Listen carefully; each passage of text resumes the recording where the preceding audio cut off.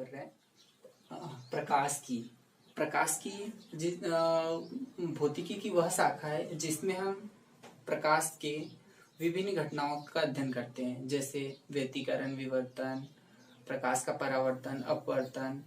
तो इन घटनाओं की व्याख्या हम इस अध्याय में करेंगे, जिसमें हम सबसे पहले प्रारंभ करते हैं प्रकाश के परावर्तन से। तो प्रकाश का परावर्तन, प्रकाश का परावर्तन, ठीक है।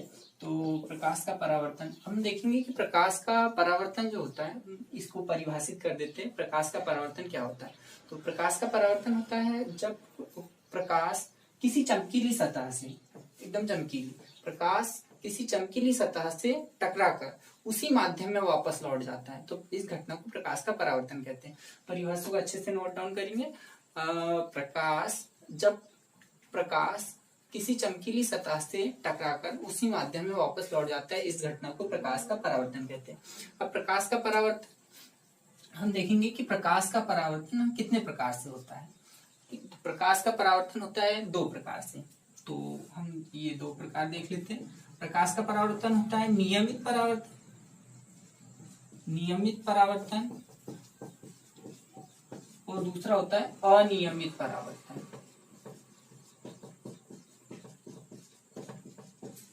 नियमित, अब ये देख लेते हैं नियमित परावर्तन क्या होता है और अनियमित परावर्तन क्या होता है। नाम से स्पष्ट है नियमित, तो इसमें क्या होता है कि जब परावर्तन होता है तो ये कुछ नियमों का पालन करता है, तो इसे हम कहेंगे नियमित परावर्तन।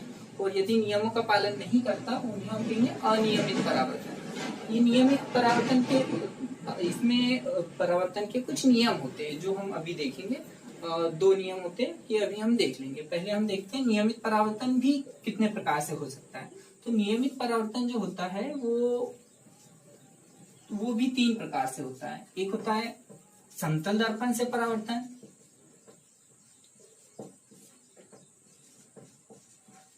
समतल दर्पण से, एक गोली दर्पण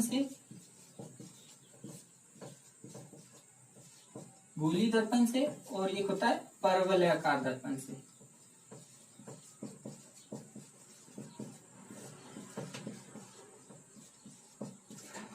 परवलयाकार, अब ये परावर्तन, जिसकी परावर्तक सतह समतल हो वो समतल दर्पण से परावर्तन कहलाएगा।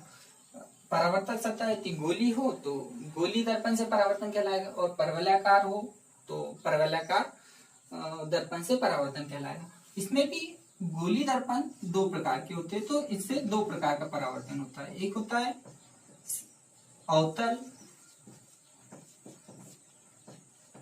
दर्पण से परावर्तन,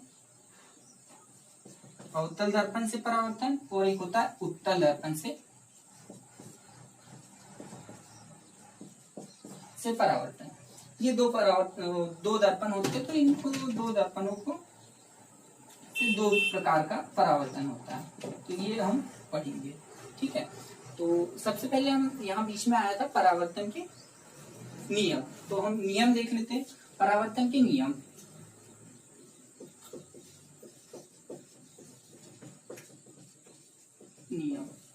ये समझने के लिए दो नियम होते हैं परावर्तन के। ये समझने के लिए हमें एक चित्र समझना पड़ेगा। डायग्राम देख लेते हैं। दर्पण को हम सामान्यतः इस प्रकार से बनाते हैं, जिसमें हम एक साइड पॉलिश होता है, ठीक है। दर्पण की वैसे हम परिभाषित करना चाहे तो परिभाषा ये होती है कि ऐसा तल जो अपने ऊपर आपतित लगभग संपूर्ण प्रकाश को परावर्तित कर देता है, दर्पण कहलाता है। जैसे हम सामान्यतः घरों में समतल दर्पण का डेली यूज करते हैं, उसकी एक सतह पर पॉलिश होता है जो उसके कारण वो प्रकाश के अधिकांश भाग को परावर्तित कर देता है। तो ये समतल दर्पण हम सामान्यतः बना ली। तो इसमें हम सबसे पहले बनाएंगे एक अभिलंब, ये लंबवत रेखा जो होगी वो अभिलंब कहलाएगी, ठीक है। और इस पर यदि कोई प्रकाश आपतित होगा तो हम ये अभिलंब पर प्रकाश आपतित करा देते हैं। तो ये आपतित हो रही है तो ये किरण कहलाएगी आपतित किरण। तो ये आपतित किरण हो गई। अब ये दर्पण पर पड़ी है, तो दर्पण ये क्या करेगा, इसको उसी माध्यम में वापस लौटा देगा, क्योंकि अपने परावर्तन की परिभाषा में पढ़े कि उसी माध्यम में वापस लौट जाना चाहिए। तो ये कांच था और ये वायु थी, वायु में वापस लौट। ये प्रकाश किरण आपतित हो रही है तो आपतित किरण कहलाएगी, और ये परावर्तित हो रही तो परावर्तित किरण कहलाएगी, और ये अभिलंब है। तो यहाँ पर एक कोण बनेगा, आपतित किरण और अभिलंब के बीच एक आपतन कोण बनेगा, तो इस कोण को बोलेंगे आपतन कोण। और परावर्तित किरण और अभिलंब के बीच एक कोण बनेगा जिसे हम बोलेंगे परावर्तन कोण। तो ये दो कोण ये समझने वाला है। ये किरण कौन सी किरण कहलाएगी? ये कहलाएगी आपतित किरण, ये रेखा कहलाएगी अभिलंब, और ये किरण कहलाएगी परावर्तित किरण। आपतित किरण और अभिलंब के बीच बनने वाला कोण आपतन कोण, परावर्तित किरण और अभिलंब के बीच बनने वाला कोण परावर्तन कोण। और ये दर्पण है, तो हम नाम दे देते, इसको पी क्यू नाम दे देते, पी क्यू, इसको ए, इसको ओ, इसको बी, इसको एल, ठीक है।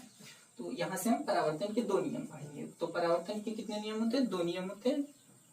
पहला नियम होता है आपतन कोण का मान सदैव परावर्तन कोण के मान के बराबर होता है। इसका मतलब I बराबर R। आपतन कोण को हम I से प्रदर्शित करते हैं, परावर्तन कोण को हम R से प्रदर्शित करते हैं। तो आपतन कोण का मान, आपतन कोण बराबर होता है परावर्तन कोण। हम शॉर्ट में लिख रहे हैं, आप अच्छे से कर लेना, ठीक ठीक।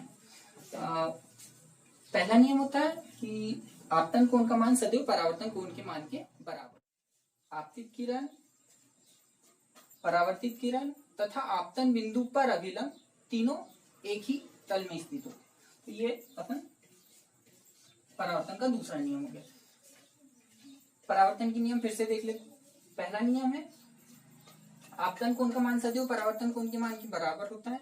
दूसरा नियम है आपतित किरण, परावर्तित किरण तथा आपतन बिंदु पर अभिलंब तीनों एक ही तल में स्थित होते हैं। तो ये परावर्तन के नियम हो गया। कल हम, आज के लिए इतना ही।